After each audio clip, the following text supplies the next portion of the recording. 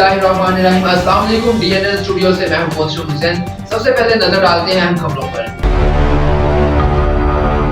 General secretary Jamaat Islami Balochistan मौलाना हिदायतुर रहमान की हिदायत पर कोस्टल हाईवे ब्लॉकिंग के मुहिम के सिलसिले में अमीर जमात इस्लामी लसबेला अब्दुल मालिक रोंजो की क़यादत में माहिरान कंड मलिर से मुलाकात में ख्यालात का इजहार करते हुए कहा कि मौलाना हिदायतुर रहमान हमारे मफाद के लिए हकूक़ की जंग लड़ रहे हैं। हमें चाहिए कि हम मौलाना का साथ दें। माहिरान कंड मलिर ने भरपूर साथ देने की यकीन दहानी कराई।